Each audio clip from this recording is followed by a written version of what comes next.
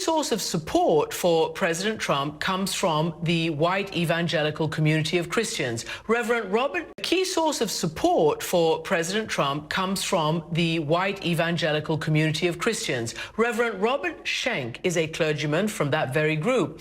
And after some deep self-reflection, he changed his mind on some of the so-called culture war issues and regrets his often divisive rhetoric at the time. He now leads an educational nonprofit which takes inspiration from the anti-Nazi dissident Dietrich Bonhoeffer, who was executed for plotting against Hitler. Here he is now talking to our Michelle Martin about embracing empathy in these turbulent times. You, along with Pat Robertson, are one of the very few white evangelicals to criticize the president for this at a time when there's obviously great unhappiness, anxiety, and grief in the country. Why do you think that is? I think first it points to the moral collapse in my own religious community among my fellows. There was a Faustian deal made with Donald Trump, which went something like this.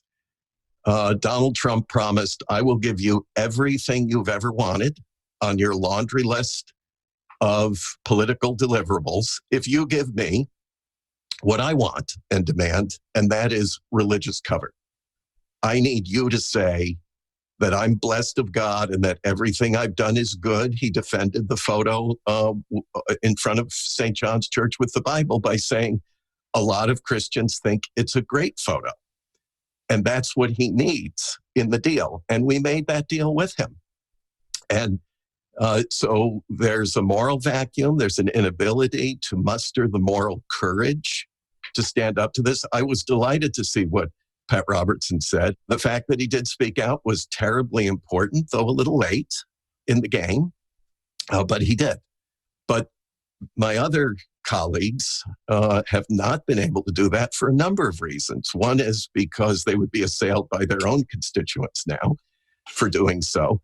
But the other is they would lose access, instant access. They know that Donald Trump will throw them under the bus, will lock them out of the White House, will insult them and disown them in an instant if they displease him.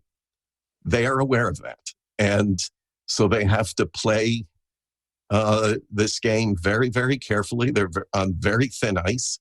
They want what they still have outstanding on the list, which is a final appointment to the Supreme Court to give them a rock-solid conservative majority. They're not going to let anything endanger that, even this kind of supremely offensive behavior. We keep hearing, particularly from political figures, that privately the conversations are different. I don't know how much credence to give to that, because the fact of the matter is, if you are a public figure, your public utterances are your record. But I do wonder what kinds of conversations that you have with fellow evangelicals, because quite in public, the support is as strong as ever. I mean, you know, Ralph Reed, who's kind of taken over the mantle of the moral majority, as it were, the sort of the politically most active evangelicals, particularly white evangelicals, social conservatives, you know, very strongly defending it. I was just sort of curious about that. Their support has been as strong publicly as ever. Are the conversations privately different? Well, you know, 2 years ago, I used to hear my colleagues, they would whisper, you know, I know the guy's way over the top. I know he's terribly offensive. I know he's way too visceral. He's too impulsive. He doesn't know us. He's not religious. Look, we know who he is. He's a secularist. He's not a believer, but he's good for us. And who else is going to get this done? And it's going to take a fighter like him to get it done. Now I don't hear that much anymore. And that's even more distressing to me, because what it seems to suggest is that a kind of final conversion has taken place, at least in their thinking, if not in their hearts. And if it is in their hearts, then I fear for them. I mean, in one sense, just in terms of reclaiming their moral integrity, regaining a sense of ethics and what is right and wrong. And if they have lost that ability to discern that, then they are indeed in very grave danger personally, certainly as a community. I mean, we know what the history of demoralized churches are. They quickly become relics of history and not good ones. And then, of course, I'm still a believer in salvation. I think we have to have a certain standing before God.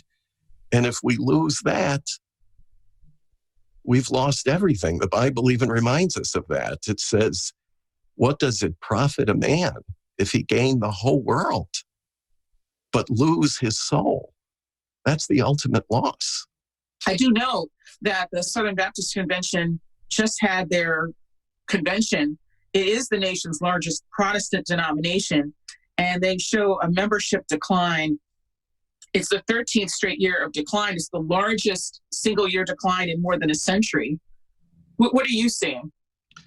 And that's true almost across the board, and especially when you look at under age 45. And the younger, the worse the statistics become. Young people especially are leaving evangelical churches in droves. And why? Because they see the hypocrisy. They see an identification with establishment power, with political force and influence. They are tired of the combat, the social conflict, the wars, many of them ginned up. Look, I know this stuff personally. I battled with fundraisers for decades who told me, look, we need to leave your people afraid and angry. Mm-hmm. The madder they are, the more fearful they are, the more money they're going to send you. Give us more fear and more anger. I was actually told that explicitly at a conference room table. We need more fear and more anger. Well, young people are sick of that. You've had some significant breaks with others in the evangelical movement over the years now. I mean, you've broken with them on the issue of expansive gun rights.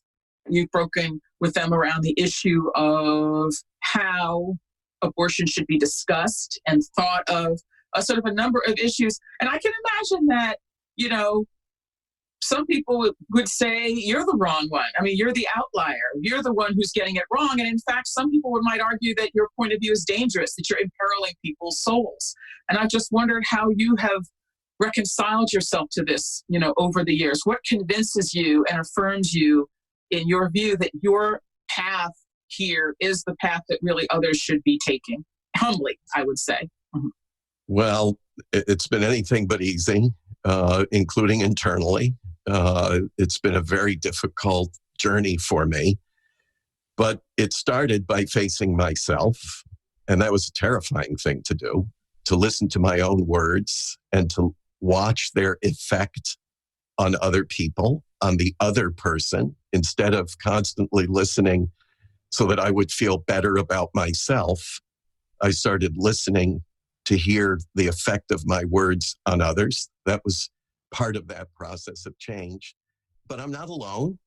There's a book out now called The Spiritual Danger of Donald Trump, in which 30 top level, some of the best evangelical hearts and minds in the United States, writing essays, warning of why the Trump culture, not necessarily Donald Trump as an individual human being, but the political and social culture that Donald Trump represents and fosters is so dangerous, particularly to Christians. And I go back to, again, what is our message? What are we trying to proclaim and live out? And if I look at the model of Jesus, and if evangelicalism is anything, it's Jesus-centered. We call it, in theological speak, being Christocentric. Jesus Christ being at the center of everything we say, do, believe, proclaim, practice, all of it. The centrality is Jesus Christ. He becomes the model. Too many Christians segregate the world. We are segregationists into the saved and the lost.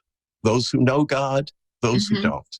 Those who are sinners, those who are saved and sanctified. Well, that's not the way Jesus treated people. He treated every human being with precisely the same love, respect, and dignity. And that's the heart of the gospel. So for me, this is all about returning to my original faith, not renouncing my faith. Tucker Carlson's show is 50%